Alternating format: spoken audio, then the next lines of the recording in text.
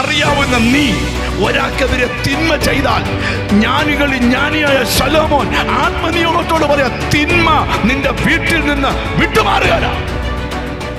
നമുക്ക് ആമോസിന്റെ പ്രവചനം 5-ാം അധ്യായം 13-14 വചനങ്ങൾ വായിച്ചുകൊണ്ട് ഇന്നത്തെ ധ്യാനം നമുക്ക് ആരംഭിക്കാം. ആമോസിന്റെ പ്രവചനം 5-ാം അധ്യായത്തിന്റെ 13-14 വാക്യങ്ങൾ. അതുകൊണ്ട് ബുദ്ധിമാൻ ഈ കാലത്ത് മിണ്ടാതിരിക്കുന്നു. അതുകൊണ്ട് ബുദ്ധിമാന്മാർ ഈ കാലത്ത് മിണ്ടാതിരിക്കുന്നു. ഇത് ദുഷ്കാലമല്ലോ, ഇത് ദുഷ്കാലമല്ലോ. നിങ്ങൾ ജീവിച്ചിരിക്കേണ്ടതിന് തിന്മയല്ല നന്മ തന്നെ അന്വേഷിപ്പീൻ. തിന്മയല്ല നന്മ തന്നെ അന്വേഷിപ്പീൻ. അപ്പോൾ നിങ്ങൾ പറയുന്നത് പോലെ സൈന്യങ്ങളുടെ ദൈവമായ യഹോവ നിങ്ങളോട് കൂടെ ഇരിക്കും. ആമീൻ. നിങ്ങൾ പറയുന്നത് പോലെ ദൈവം നിങ്ങളുടെ കൂടെ ഇരിക്കും. അടുത്തിരിക്കുന്ന ആക്കുന്ന തൊട്ടേശ്വര, ദൈവം നിങ്ങളുടെ കൂടെ ഇരിക്കും. ഹല്ലേലൂയ. കഴിഞ്ഞ നാളുകളിൽ അനുഭവിച്ച ദൈവ സാന്നിധ്യത്തെക്കാൾ അധികം കൂടെ ഇരിക്കുമ്പോൾ നിങ്ങൾ അനുഭവിക്കുവാൻ പോകുകയാണ്. ഞാൻ ഈ വചന വെളിപ്പാടിലേക്ക് വരികയാണ്. ആമോസ് എന്ന് പറയുന്ന ആമോസ് ഒരു പ്രവാചകനല്ല, അവനൊരു ഇടയച്ചെറുക്കനായിരുന്നു. ഇടയനായിരുന്ന ആമോസിനോട് ദൈവം പറഞ്ഞു, നീ പോയി പ്രവചിക്കാൻ പറഞ്ഞു. സ്തോത്രം. പ്രവചിക്കാൻ പറഞ്ഞപ്പോൾ അവൻ 3 രാജാക്കന്മാരുടെ കാലഘട്ടങ്ങളിൽ, ആമോസിന്റെ പ്രവചനം 1-ാം അധ്യായത്തിൽ എഴുതിയിട്ടുണ്ട്, ആ രാജാക്കന്മാരുടെ കാലയളവിൽ അവൻ പ്രവചിക്കാനായിട്ട് എഴുന്നേൽക്കുകയാണ്. 7-ാം അധ്യായം നമ്മൾ പഠിക്കുമ്പം, സ്തോത്രം, യെരോബെയാം ഇസ്രായേലിന്റെ രാജാവായി വാഴുന്ന സമയത്ത് ആമോസ് പ്രവചിക്കാൻ എഴുന്നേറ്റപ്പം ബെഥേലിലെ പുരോഹിതനായ അമസ്യാവ്, സ്തോത്രം, ഈ ആമോസിനോട് പറഞ്ഞു, ഇവിടെ പ്രവചിച്ചുകൊണ്ടിരിക്കണ്ട, നമുക്ക് 7-ാം അധ്യായം ഒന്നെടുത്തേ 12 മുതലുള്ള വാക്യങ്ങൾ. ദൈവത്തിന് സ്തോത്രം. എന്നാൽ ആമോസിനോട് അമസ്യാവ് എടോ ദർശക യഹൂദാദേശത്തിലേക്ക് ഓടിപ്പോയിക്കൊള്ളുക. യഹൂദാദേശത്തേക്ക് ഓടിപ്പോക്കണം. അവിടെ പ്രവചിച്ച് അഹോവൃത്തി കഴിച്ചു. അവിടെ പ്രവചിച്ച് വല്ല സ്വത്രാജ്യം വാങ്ങി ജീവിച്ചോണം. ബേഥേലിലോ ഇനിയും പ്രവചിക്കരുത്. ബേഥേലിൽ പ്രവചിക്കരുത്. അത് രാജാവിന്റെ വിശുദ്ധ മന്ദിരം. അപ്പം പുരോഹിതൻ പറയുകയാണ്, നീ യഹൂദയെ പോയി വേണേ പ്രവചിച്ച് വല്ല ചില്ലറെ മാച്ചു. ഇവിടെ എന്ത് ചെയ്യരുത്. കാര്യം പ്രവചിക്കുന്ന കാര്യം സുഖമുള്ള കാര്യമല്ല. സ്തോത്രം.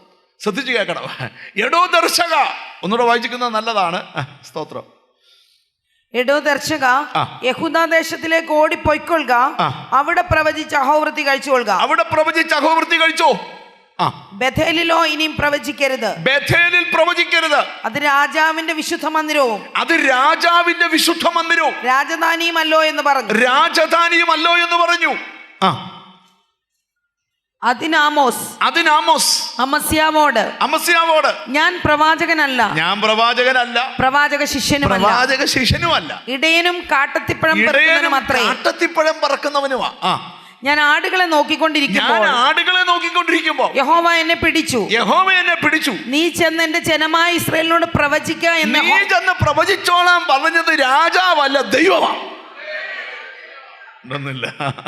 മനസ്സിലായോ? സ്തോത്ര.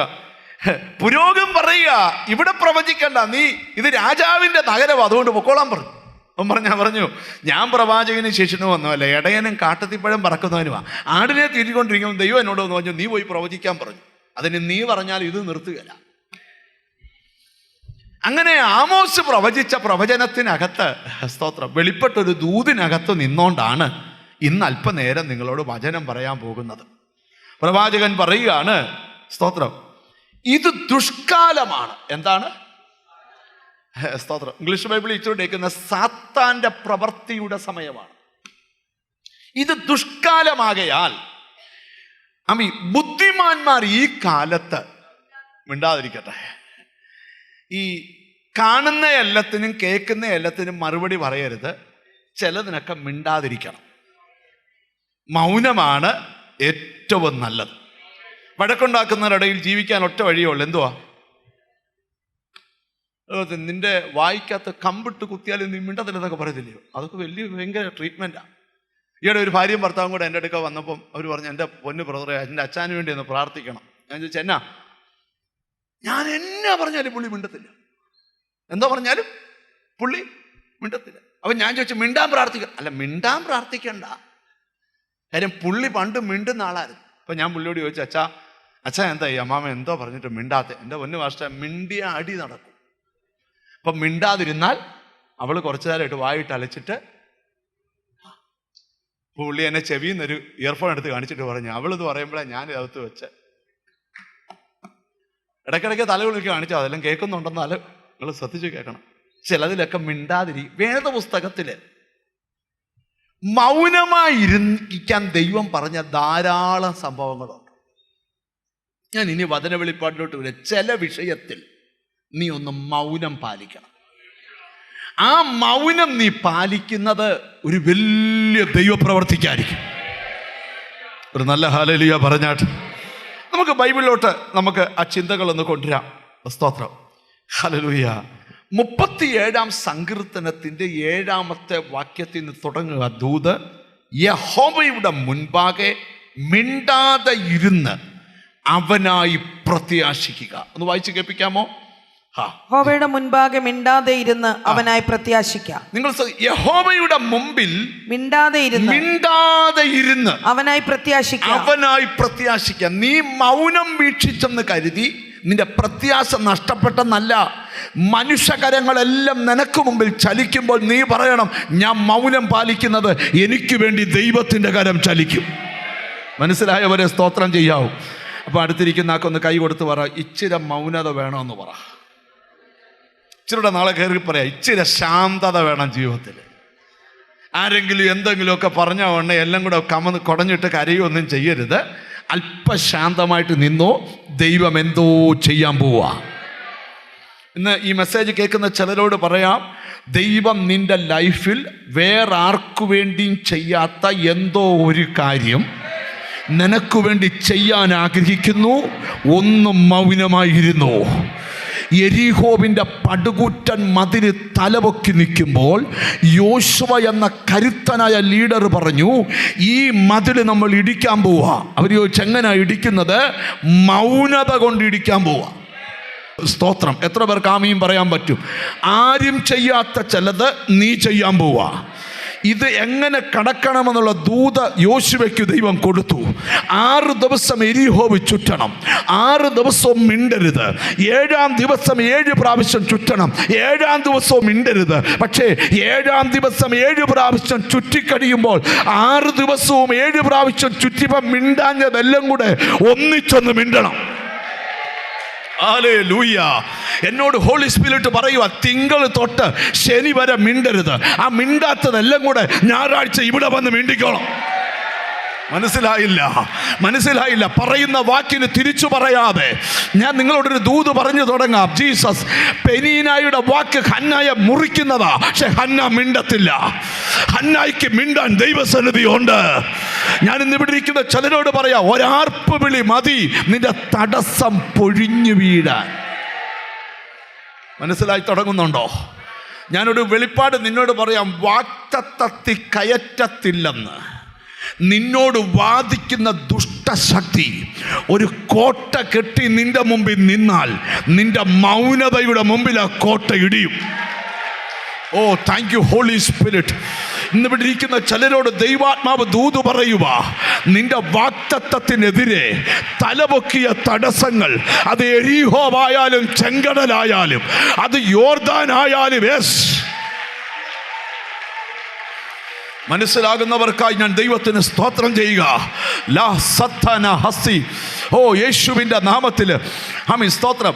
അപ്പം അടുത്തിരിക്കുന്ന ആക്കൊന്ന് കൈ കൊടുത്തവർ പറ, ആ തടസ്സങ്ങളൊക്കെ മൗനതയുടെ മുമ്പിൽ തകർന്നു പോകുമെന്ന് പറ. ഇന്ന് അങ്ങനെ പറയാനാണ് നിയോഗം. ദൈവത്തിന് സ്തോത്രം. വിലാപങ്ങളുടെ പുസ്തകം 3-ാം അധ്യായം 26-ാം വാക്യം, യഹോവയുടെ രക്ഷയ്ക്കായി മിണ്ടാതെ കാത്തിരിക്കുന്നത് നല്ലത്. വിലാപങ്ങളുടെ പുസ്തകം 3-ാം അധ്യായം 26-ാം വാക്യം, യഹോവയുടെ രക്ഷയ്ക്കായി മിണ്ടാതെ കാത്തിരിക്കുന്നത് നല്ലത്. യഹോവയുടെ രക്ഷയ്ക്കായി മിണ്ടാതെ കാത്തിരിക്കുന്നത് നല്ലത്. നിങ്ങൾ എത്ര പേർ പ്രതീക്ഷിക്കുന്നുണ്ട് നിങ്ങൾക്ക് ദൈവത്തിൽ നിന്നൊരു രക്ഷ വരുമെന്ന്? അവർ മിണ്ടാതെ കാത്തിരിക്കുന്നത് നല്ലത്. ഹല്ലേലൂയ. ഞാനൊരു കാര്യം നിങ്ങളോട് പറയാം. നിങ്ങളുടെ മനസ്സിൽ ഇതുവരെ ചിന്തിച്ച പോലെ ഇനിയും കാര്യങ്ങൾ പോകത്തില്ല. ദൈവം ചിന്തിച്ച പോലെ ചില കാര്യങ്ങൾ നടക്കാൻ പോവാ. ദൈവം വിചാരിച്ച പോലെ ചില കാര്യങ്ങൾ. യെസ്, ഇനി ഞാൻ അവിടെ നിന്ന് വ്യാഖ്യാനിക്കാൻ പോയാൽ ഈ ദൂത് ഒത്തിരി ഭാഗത്തേക്ക് പോകേണ്ടി വരും. എങ്കിലും സ്തോത്രം, ഒരു വാക്യം കൂടെ ശ്രദ്ധിക്കാം. 46-ാം സങ്കീർത്തനം 10-ാമത്തെ വാക്യം, കോരഗോത്രന്മാർ ചമച്ച സങ്കീർത്തനമാണ്. നമുക്ക് വായിച്ചു കേൾക്കാം. 46-ാം സങ്കീർത്തനത്തിന്റെ 10-ാമത്തെ വാക്യം. മിണ്ടാതിരുന്ന് ഞാൻ ദൈവമെന്ന് അറിഞ്ഞുകൊള്ളുവീൻ. കോരഗോത്രന്മാർ പറയാ 8-ാമത്തെ വാക്യം മുതൽ വായിക്കാം. വരുവീൻ യഹോവയുടെ പ്രവർത്തികളെ നോക്കുവീൻ. വരുവീൻ യഹോവയുടെ പ്രവർത്തികളെ നോക്കുവീൻ. യഹോവയുടെ പ്രവർത്തികളെ നോക്കുവീൻ. ഞാൻ ഇവിടെ ഇരിക്കുന്ന ചിലരോട് പറയുക, നോക്കി കാണത്തക്ക ചില ദൈവപ്രവൃത്തി നിന്റെ കൺമുമ്പിൽ വെളിപ്പെടാൻ സമയമായിട്ടുണ്ട്. ദൈവത്തിന് സ്തോത്രം. ഇന്ന് ദൈവം വലിയ കാര്യങ്ങൾ ഇതിനകത്ത് ചെയ്യാൻ പോവാ. ഹല്ലേലൂയ. റബ്ബഹസ്സി. ആ താടിയുള്ള ആ ബ്രദറോടൊന്ന് കൈവക്കി പിടിക്കുക. ഞാനൊരു കാണുന്നത്, ഒരു ദൈവത്തിൻ്റെ ദൂതം വന്ന് നിന്റെ തലയിൽ നിന്ന് നീ ധരിച്ചിരുന്ന ആ റെയിൻ കോട്ട് കാണുമ്പം മഴക്കോട്ടാ, പക്ഷെ അത് കാണുമ്പോൾ നമുക്ക് തോന്നും ചിലപ്പോൾ ഇവനെ സൂക്ഷിക്കുക. അല്ല, നിന്നെ മൂടി വെച്ചിരിക്കുക.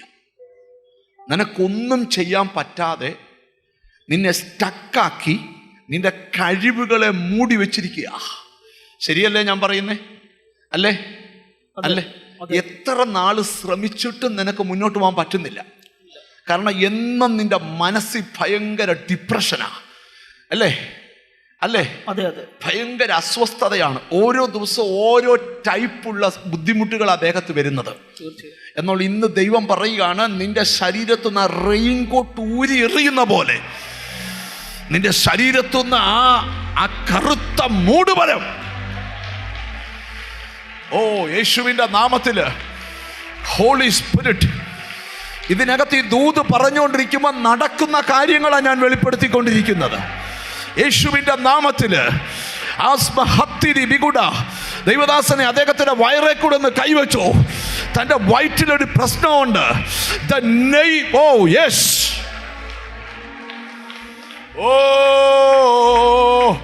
ഇതിനകത്തൂടെ ദൈവത്തിന്റെ കരം ചലിക്കുകയാ.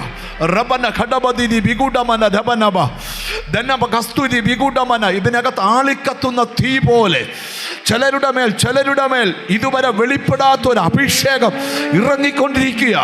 എനിക്കറിയത്തില്ല, ഈ ദൂത് അവസാനിക്കുന്നതിന് മുമ്പ് ഹോളി സ്പിരിറ്റ് നിന്റെ കുടുംബത്തിനകത്ത് യഹോവ നിന്റെ കൂടെ ഇരിക്കാൻ ആഗ്രഹിക്കുന്നു. ഇത് ദുഷ്കാലമാണ്.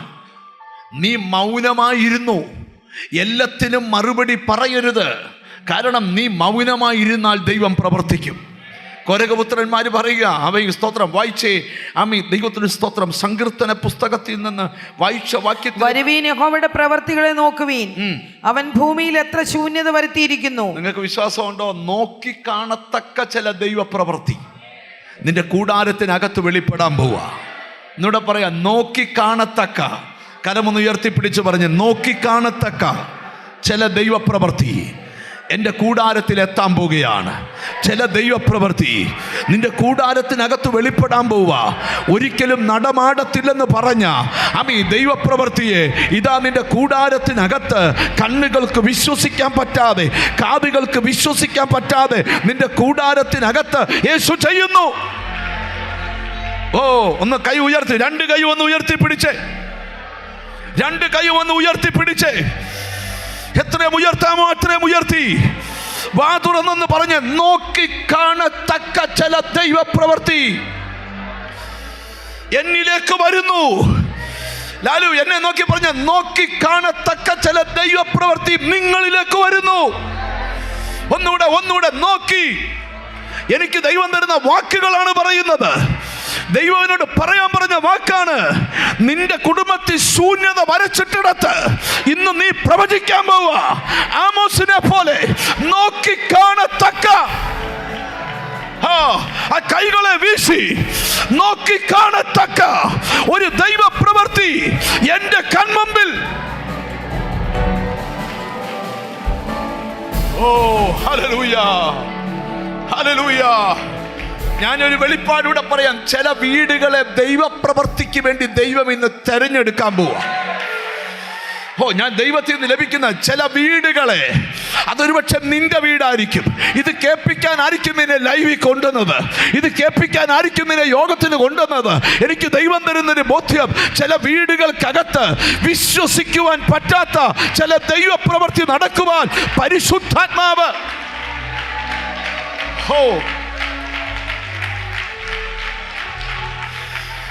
Thank you holy spirit, thank you holy spirit. ഇന്ന് കേരളക്കരയിൽ ഉപയോഗിക്കപ്പെടുന്ന നൂറുകണക്കിന് ദൈവദാസന്മാർ കൂടി ഹൈറേഞ്ചിലൊരു മീറ്റിംഗ് കുറേ വർഷങ്ങൾക്ക് മുമ്പ് നടന്നു. ആ മീറ്റിങ്ങിന്റെ 7ാമത്തെ ദിവസം തീരുന്ന ദിവസം ഉച്ചയായപ്പോൾ 100ഓളം ആൾക്കാർ കൂടി വന്ന പാസ്റ്റേഴ്സ് മാത്രമുള്ള ആ മീറ്റിങ്ങിനകത്ത് അസാധാരണ ദൈവമഹത്വം ഇറങ്ങി വന്നു. മഹത്വം ഇറങ്ങി വന്നപ്പോൾ ഞാനൊരു ശബ്ദം കേട്ടു, നിന്നെ ഞാൻ പട്ടണങ്ങളിലേക്ക് അയക്കാൻ പോവുകയാണ്. അന്ന് വരെ ഹൈറേഞ്ച് മതിയെന്ന് പറഞ്ഞ് നിന്ന് ഞാന് സ്തോത്രം പട്ടണങ്ങളിലേക്ക് അയക്കുമെന്ന് ദൈവം പറഞ്ഞു. പിറ്റേ ആഴ്ചയാണ് കോട്ടയത്ത് ഞാൻ കാലുകുത്തുന്നത് പ്രാർത്ഥിക്കാനായിട്ട്. ഞാൻ എന്തിനായി ദൂത് നിന്നോട് പറയുന്നത്? ആമി, ഈ ദിവസങ്ങളിൽ നിന്നെ ദൈവ സാന്നിധ്യം പൊതിയണം. നിന്റെ വീടിനകത്ത് പിശാചിട്ട എല്ലാ അന്തരീക്ഷങ്ങളും ഇന്ന് പൊട്ടണം. പായ് ചുരുട്ടി മാറ്റുന്നത് പോലെ നിന്റെ കുടുംബത്തെ വല്ലാതെ ബുദ്ധിമുട്ടിക്കുന്ന ആ ദുഷ്ടശക്തികൾ നിന്റെ വീട്ടിൽ നിന്ന് ചുരുട്ടി.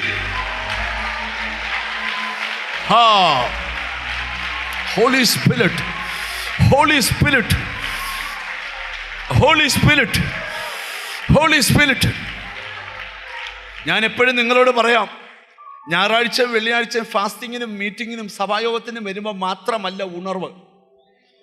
24 hours നാം ദൈവസാന്നിധ്യത്തിൽ വസിക്കണം. റെഡിയാണോ നിങ്ങൾ? എങ്ങനെ വസിക്കണം?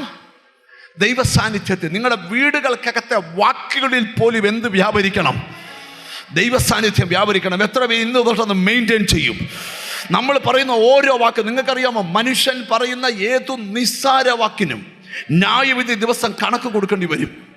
അപ്പൊ തന്നെ മറ്റൊരു വാക്യമുണ്ട്, യഹോവ ഭക്തന്മാർ തമ്മിൽ തമ്മിൽ സംസാരിച്ചു. യഹോവ, നീ നിന്റെ ഡൈനിങ് ടേബിളിൽ പറഞ്ഞത് ദൈവം കേട്ടു, നീ ഫോണിൽ പറഞ്ഞത് ദൈവം കേട്ടു, നീ വീട്ടിൽ പറഞ്ഞത് ദൈവം കേട്ടു, നീ ചിന്തിച്ചത് ദൈവം അറിഞ്ഞു, നീ സംസാരിച്ചു. കേട്ടോ, നീ അവന്റെ മകനായി കഴിഞ്ഞാൽ അപ്പന്റെ നോട്ടം എപ്പോഴും മകന്റെ മേലാണ്. തിരിച്ചറിഞ്ഞ് സ്തോത്രം ചെയ്യ്. 24 hours തകർക്കാൻ പറ്റാത്ത ദൈവ സാന്നിധ്യം നിന്റെ മേലുണ്ടെങ്കിൽ നിന്നെ പിടിച്ചു കെട്ടുവാൻ ഒരു ശക്തിക്കും. രോഗമല്ല വലുത്, നീ പ്രാപിച്ച ദൈവ സാന്നിധ്യം വലുത്. കടമല്ല വലുത്, ദൈവ സാന്നിധ്യം വലുത്. ദൈവ സാന്നിധ്യമുണ്ട് കടം മാറും, ദൈവ സാന്നിധ്യമുണ്ട് രോഗം മാറും, ദൈവ സാന്നിധ്യമുണ്ട് ബന്ധനം വഴിയും, ദൈവ സാന്നിധ്യമുണ്ട് വഴി തുറക്കും.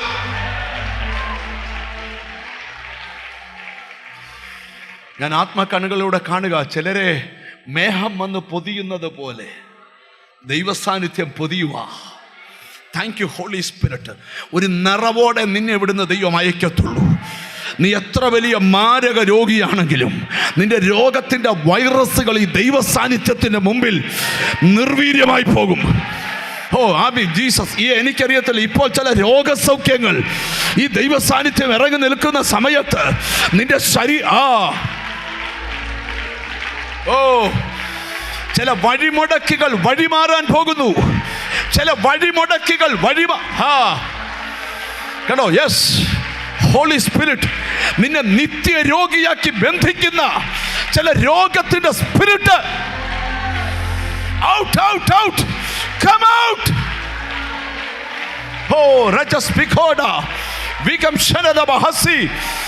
ഇതിനകത്ത് കൃപാവരം ലഭിച്ചവർ, അന്യഭാഷയിൽ നിറഞ്ഞവർ, അഭിഷേകമുള്ളവർ, പരിശുദ്ധാത്മാവിനെ പ്രാപിച്ചവർ, യേശുവിനെ കണ്ടവർ, പ്രാർത്ഥിക്കുന്നവർ അടങ്ങിയിരിക്കരുത്.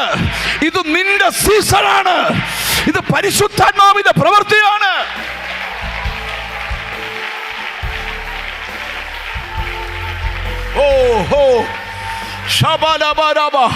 നിന്റെ അസ്ഥിക്കകത്തൂടെ ദൈവ സാന്നിധ്യം ഓടട്ടെ.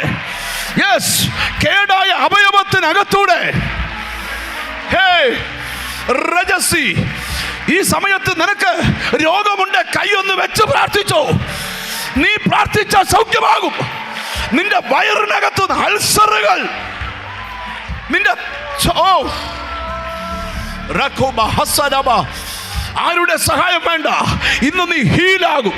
ഇന്ന് നീ ഹീലാകും. ഇന്ന് നീ ഹീൽ. എനിക്ക് കാണാം അസ്ഥികളിൽ വിടുതൽ. എന്നെ ദൈവം കാണിക്കുന്നു. അസ്ഥികൾക്കകത്തൂടെ ഒരു അഭിഷേകം, ഒരു പവർഫുൾ അനോയിന്റിംഗ്.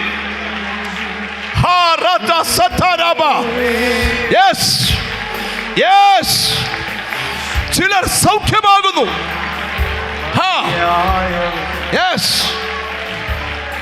ചിലർ സൗഖ്യമാകുന്നു. ഇപ്പോൾ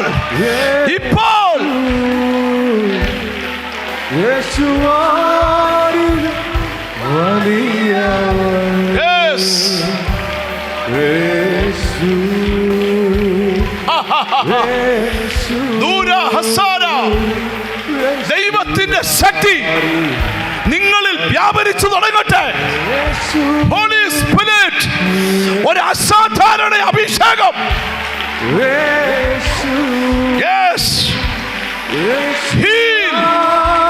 ഹീലിംഗ് പവർ.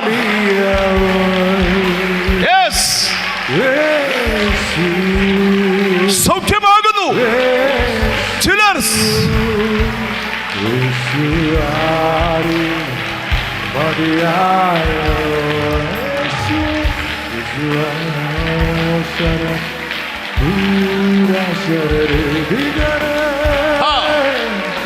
ഇപ്പോൾ സൗഖ്യമാകണം.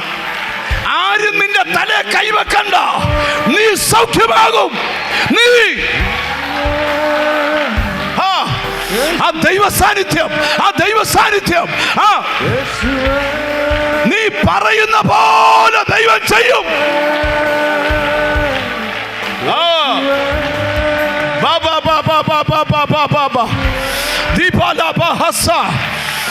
ആളിക്കത്തുന്ന തീ പോലെ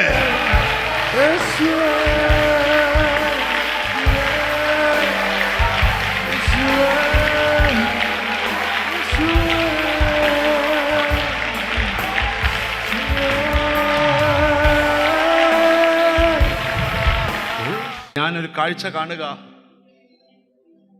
ചിലരെ കർത്താവ് തൊട്ട് സുഖപ്പെടുത്തുക. നീ ഇന്നിവിടുന്ന് എഴുന്നേൽക്കുമ്പം നീ സൗഖ്യമായി എന്ന് നീ ശരീരത്തിൽ അറിയും. അത് പറഞ്ഞ് ഞാൻ അവിടെ വിടുവാ. ആൻറ്റി ഒന്ന് കൈപൊക്കി പിടിച്ച്. ജിജിമ ആൻറ്റിയുടെ അടുക്കൽ കർത്താവ് വന്ന് നിൽക്കുന്നു. കർത്താവ് നിന്റെ അടുക്കൽ വന്ന് നിൽക്കുന്നത് നോക്കിയേ. തീ നിറമുള്ളൊരു കൈ നിന്റെ വയറ്റിലേക്ക് കർത്താവ് വെക്കുക. കാരണം നിന്റെ വയറ്റിൽ നിനക്കൊരു സൗഖ്യം ആവശ്യമാണ്. അത് സംബന്ധിച്ച് ഇച്ചിരി ടെൻഷൻ മനസ്സിലുണ്ട്. ശരിയാണോ? ഇപ്പോ ഈ നിമിഷം നിന്റെ വയറിനകത്ത് ഒരു ഹീലിംഗ്.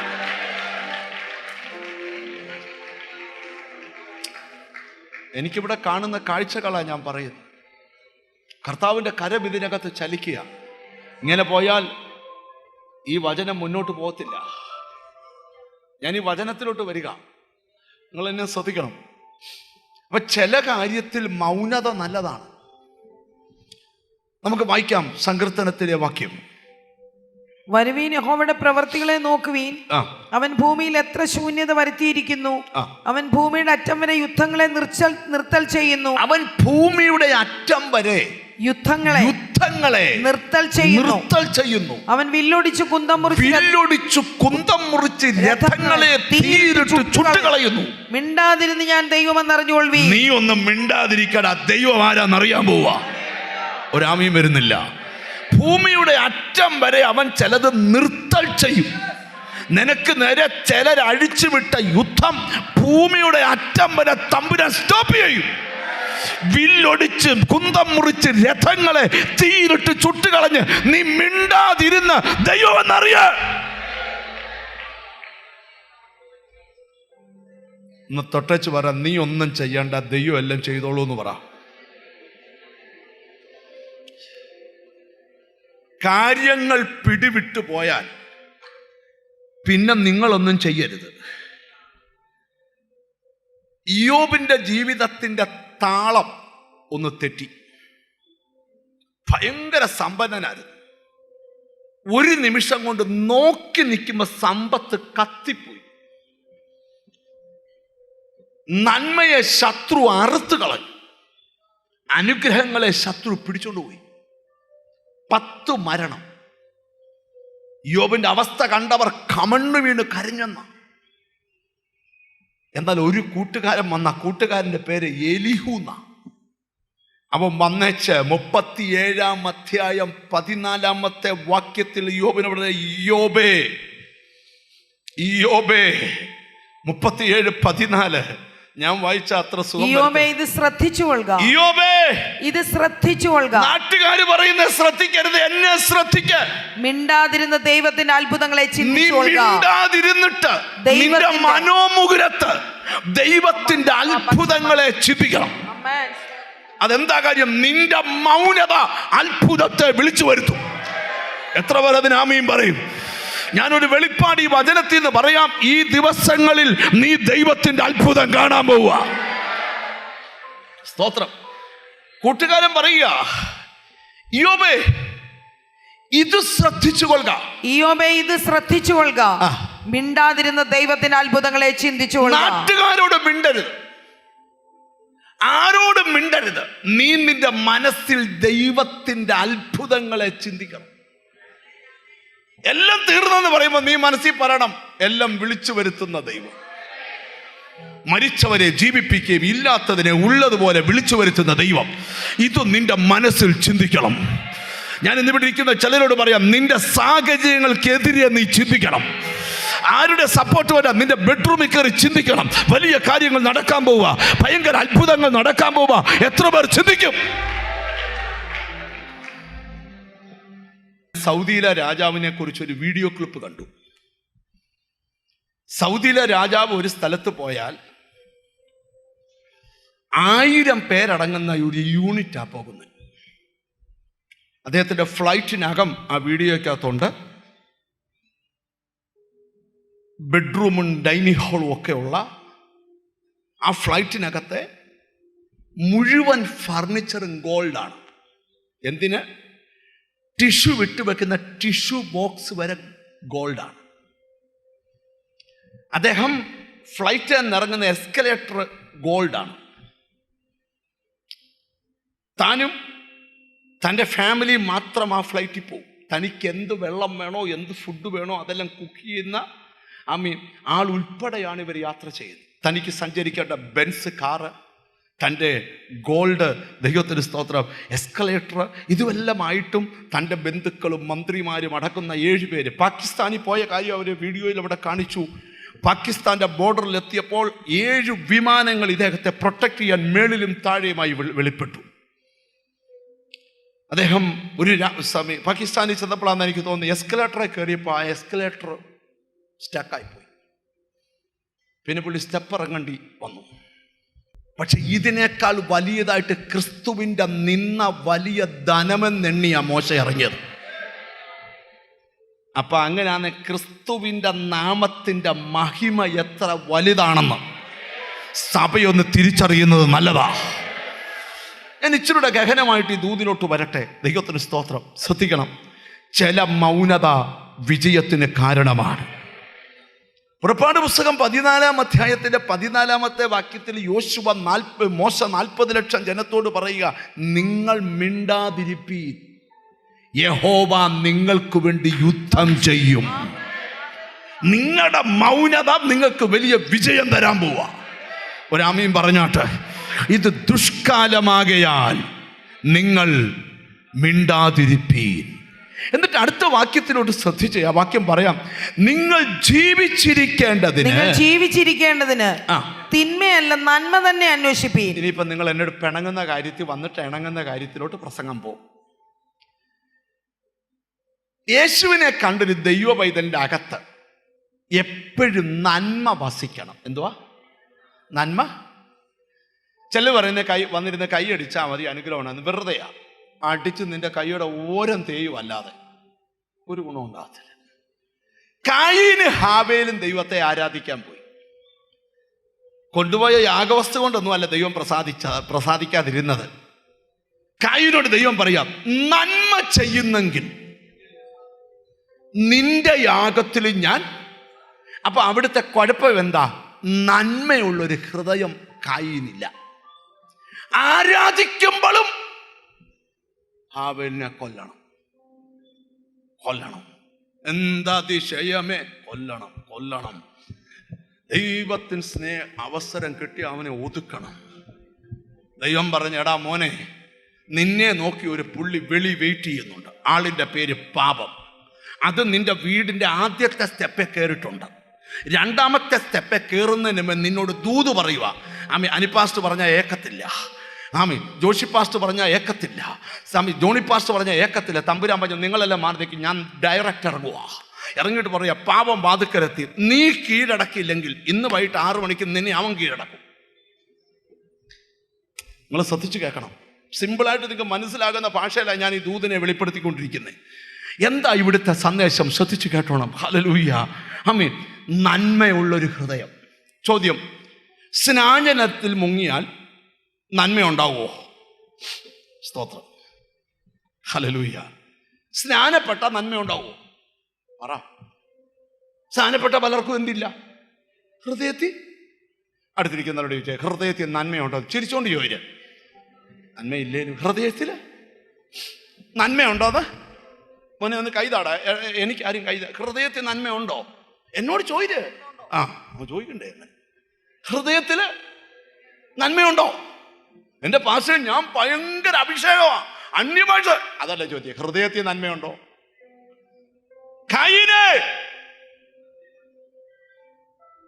നിന്റെ ആരാധന കൊള്ളാം, കയ്യടി കൊള്ളാം, കീബോർഡ് കൊള്ളാം, ഡ്രംപാട് കൊള്ളാം, പാട്ട് കൊള്ളാം, അന്യഭാഷ കൊള്ളാം, പക്ഷേ നന്മയുള്ള ഹൃദയമില്ല. വലിയ കുഴപ്പമാണ് ഞാൻ പറയാൻ പോകുന്നത്. ഇനി കൈയടിക്കാൻ അറിയത്തില്ലേലും നന്മയുള്ള ഹൃദയം ഉണ്ടോ, നീ വിജയിച്ചു.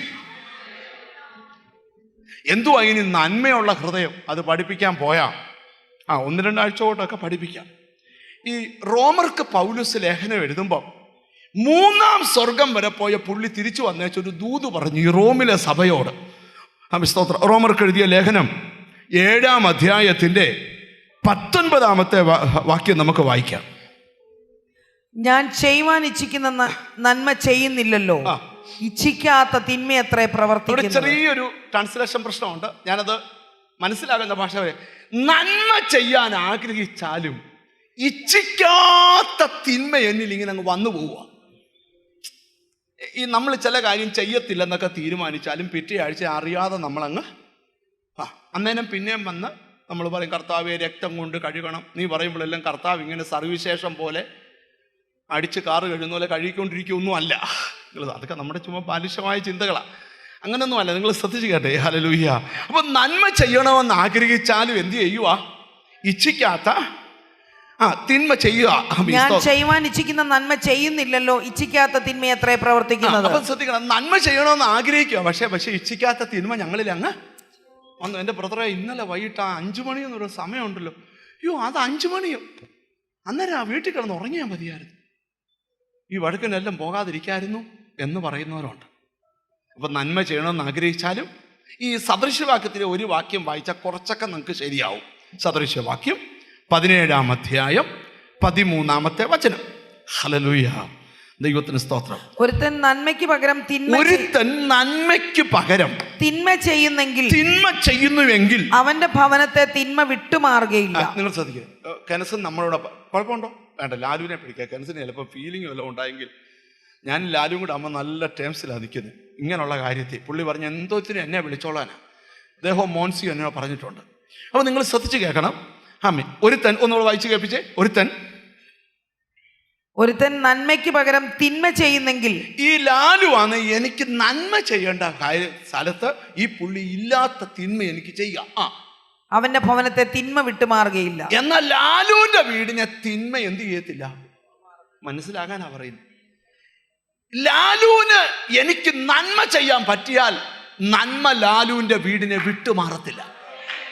പക്ഷെ നന്മ ചെയ്യാൻ അറിയാവുന്ന നീ ഒരാൾക്കെതിരെ തിന്മ ചെയ്താൽ ജ്ഞാനികളിൽ ജ്ഞാനിയായ ശലോമോൻ ആത്മനിയോഗത്തോട് പറയാ, തിന്മ നിന്റെ വീട്ടിൽ നിന്ന് വിട്ടുമാറുകയില്ല. അപ്പൊ അങ്ങനെയാണെ വിട്ടുമാറാത്ത ചിലതാ നിന്റെ വിഷയം. യെശയ്യാ പ്രവാചകന്റെ പുസ്തകം 1-ാം അധ്യായം 17-ാം വാക്യം പ്രവാചകൻ പ്രവചിക്കുന്നതെന്ന് കേട്ട് ദൈവത്തിന് സ്തോത്രം. ഒറ്റ വാക്ക് വായിച്ചാൽ മതി. യെശയ്യാ 1:17. നന്മ ചെയ്യുവാൻ പഠിപ്പീൻ. മതി. നന്മ ചെയ്യാൻ പഠിപ്പീൻ. അടുത്തിരിക്കുന്ന ആളോട് ചോദിച്ച് കേട്ടായിരുന്നു എന്ന് ചോദിച്ചേ. എന്തോ കേട്ടെ? നന്മ ചെയ്യാൻ. ഒന്ന് പറ, വാ തുറന്ന്. നന്മ ചെയ്യാൻ. അപ്പം നന്മ ചെയ്യാൻ പഠിക്കണോ? നീ പഠിച്ച പുസ്തകത്തിലെ സ്തോത്രം കാര്യം ഇവിടെ വർക്കാകത്തില്ല. ഇവിടെ വരണേ ഞങ്ങളൊരു കാര്യം വചനത്തിൽ കൂടെ പഠിപ്പിക്കും. അതെന്താ? നന്മ ചെയ്യാൻ പഠിക്കണം. ഒരാമയും വരുന്നില്ല. ഈ നന്മയെല്ലാം വരുന്നത് എവിടുന്നാണെന്നറിയോ? ഹൃദയത്തിൽ നിന്ന്. എന്തുവാ? ഹൃദയശുദ്ധിയുള്ളവർ. ഒരാൾ മാനസാന്തരപ്പെടുക എന്ന് പറഞ്ഞാൽ അതിൻ്റെ അർത്ഥം എന്തുവാ? കൈ പൊക്കിയെന്നല്ല, വെള്ളത്തിൽ മുങ്ങിയെന്നല്ല, അവൻ്റെ ഹൃദയത്തിൽ മാറ്റം ഉണ്ടായി. എന്തുവാ? ഞാൻ ഇന്ന് തിരുവല്ല സഭയെ ചോദിച്ചു, നമ്മളാണേ സിഗരറ്റ് വലിക്കുന്നതിന് കത്രിമശ കൊടുക്കുമോ? പറ. പക്ഷേ കൊടുക്കുമോ? പക്ഷേ കൊടുക്കത്തില്ല. കള്ള് കുടിക്കുന്നതിന് കത്രിമശ കൊടുക്കുമോ? ഇല്ല. പക്ഷെ നുണ പറയുന്നതിന് കൊടുക്കുമല്ലോ.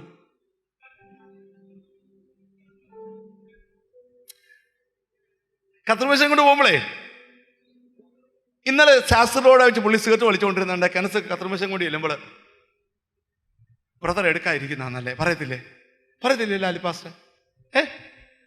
അല്ലേ? പക്ഷെ കല്ല് വെച്ച നുണ പറഞ്ഞേക്കിരുന്നാലും അച്ഛാ,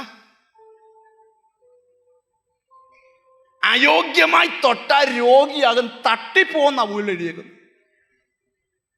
ഇവിടെ കിട്ടി. സ്വോത്രമൊക്കെ പോയോ? ഞാൻ പറഞ്ഞില്ലേ, വിഷമിക്കുന്ന കാര്യമാണ് പറയാൻ പോകുന്നത്. ഇനിയും ജീവിപ്പിക്കുന്ന കാര്യം പറയാൻ പോവാ.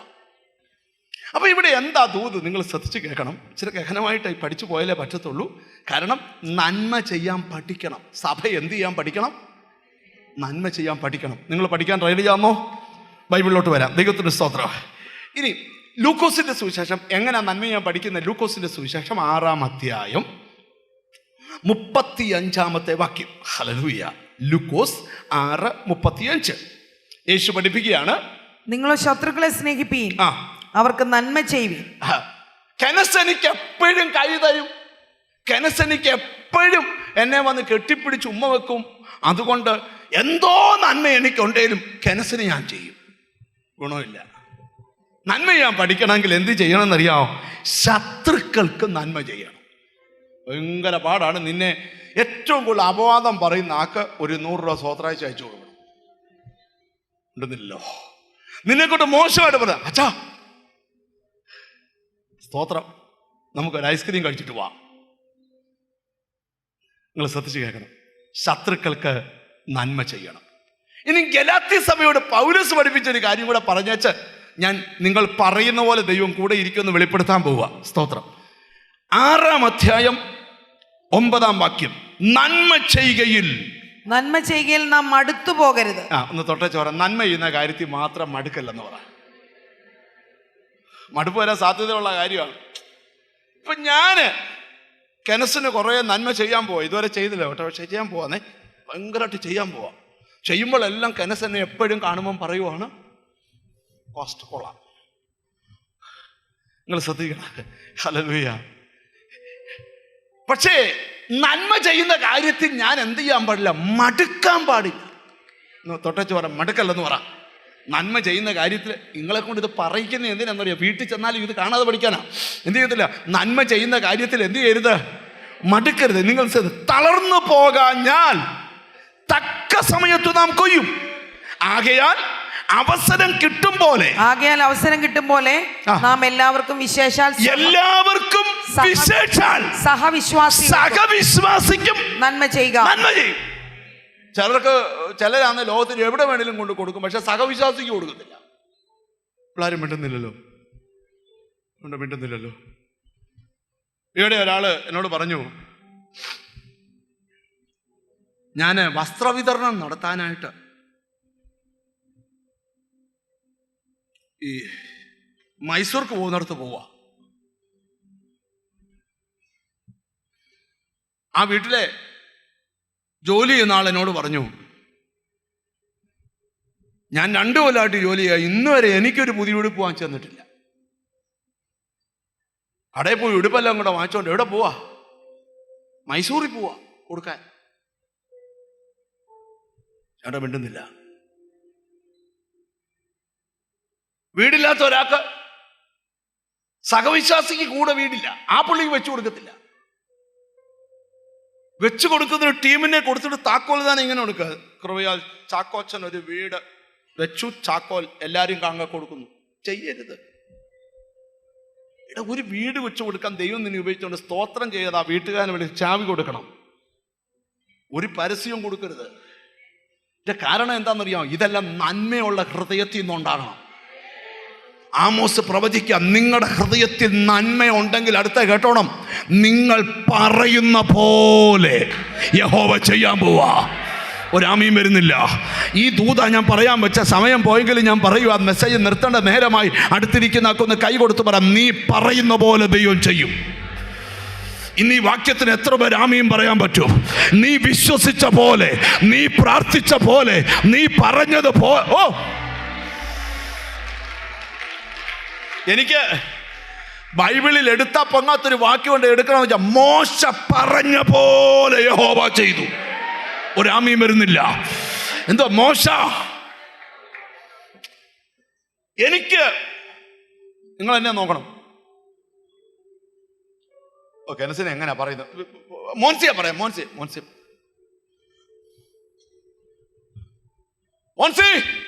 പറഞ്ഞോട്ടെ, കുഴപ്പമില്ല. ഈ ബോക്സ് എടുത്ത് അങ്ങോട്ട് മാറ്റടാ. അത് പറയാൻ എനിക്ക് പവറില്ല, പക്ഷെ മോൻസിയെ കൊണ്ട് ബോക്സ് എടുപ്പിക്കാം. മോൻസി മോനെ, ചക്കരക്കൂട്ട, നീ എൻ്റെ സ്വന്തം ഇല്ലയോടാ. എടാ എനിക്ക് നടുവയ്യാടാ, ഈ ബോക്സ് ഒന്ന് മാറ്റാമോ? 5 ബോക്സ് വിളി മാറ്റും. ചിലർ പറയാൻ ദൂതനോട് കൽപ്പിക്കുന്ന അവിടെ ഒരു പരിപാടി നടക്കുകയില്ല. പക്ഷെ ഞാൻ ഈ സ്നേഹിച്ച പോലെ കർത്താവിനെ നീ ലവ് ചെയ്താൽ,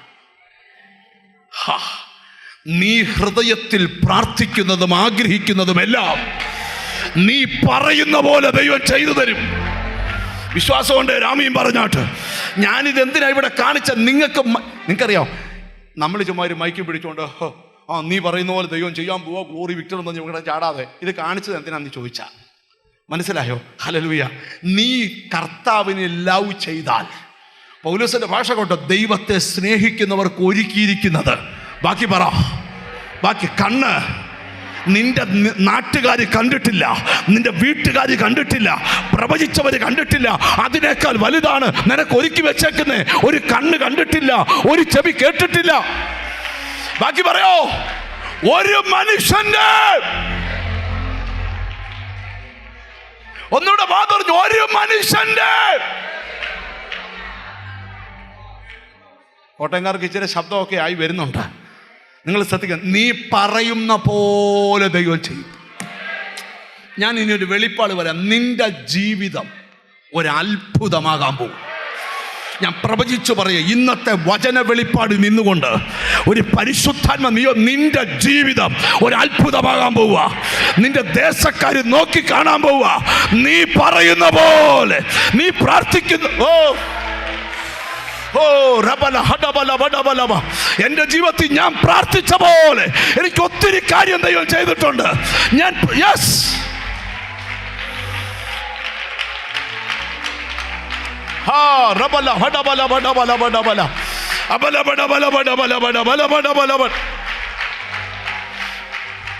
ഞാന് ഒരു കൊച്ചു കാര്യം പറയാം. എല്ലാം ഒന്നും പറയാൻ പറ്റത്തില്ല, പൊതുവെ പറയാൻ പറ്റാത്തതുകൊണ്ട്.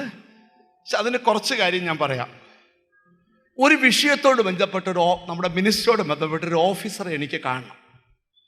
എൻ്റെ ചാർട്ടർ അക്കൗണ്ടന്റ് പറഞ്ഞ ആ ഓഫീസറെ എപ്പോൾ പേപ്പർ തന്നെ റിജക്റ്റ് ചെയ്യും.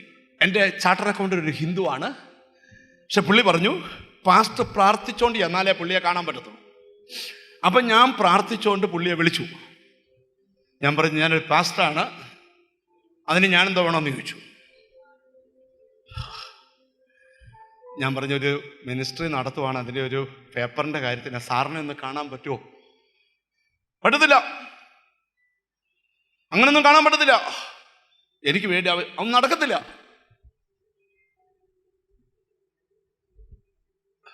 പേര് ഞാൻ എഴുതി വെക്കാം. പേരെഴുതിയപ്പം അനി ജോർജ്. KPS മനോഹർ യോഗം നടത്തുന്ന പാസ്റ്ററാണോ? അതെ. എന്നെ അറിയത്തില്ലയോ? ഇല്ല. മിനിഞ്ഞാന്ന് സ്നാനപ്പെട്ടപ്പോൾ ഞാനും ഉണ്ടായിരുന്നു. നീ പറയുന്ന പോലെ ദൈവം ചെയ്തു. പിറ്റേന്ന് രാവിലെ ആ കാര്യം തമ്പുരാൻ ചെയ്തു തന്നു. ഞാൻ എൻ്റെ 1000 അനുഭവം പറയാം. നീ പറയുന്ന പോലെ, നീ പ്രാർത്ഥിക്കുന്ന പോലെ. ഇതൊരു വിജയത്തിന്റെ സഭായോഗമാ, ഇതൊരു അത്ഭുതത്തിന്റെ സഭായോഗമാ. നീ പറയുന്ന പോലെ ഹൃദയത്തിൽ നന്മയുണ്ടെങ്കിൽ, കൈയടിക്കുന്നവരല്ല, ഹൃദയത്തിൽ നന്മയുണ്ടെങ്കിൽ, ഹൃദയത്തിൽ സ്തോത്രം ചെയ്യാമെങ്കിൽ ചെയ്തോ. നിന്റെ ഹൃദയത്തിൽ നന്മയുണ്ടെങ്കിൽ നീ പറയുന്ന പോലെ.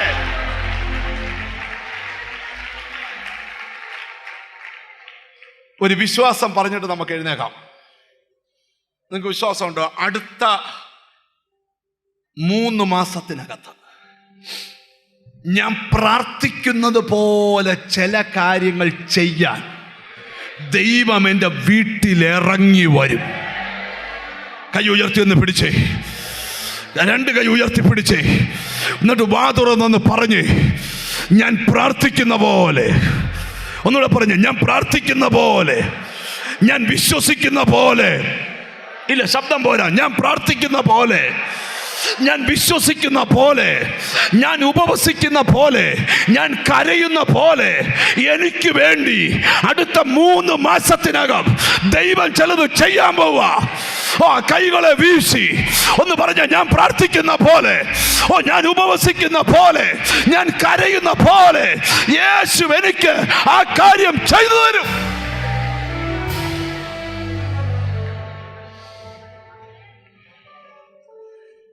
എനിക്ക് നിർത്താൻ മനസ്സൊന്നും ഉണ്ടായിട്ടല്ല ഞാൻ നിർത്തുന്നത്.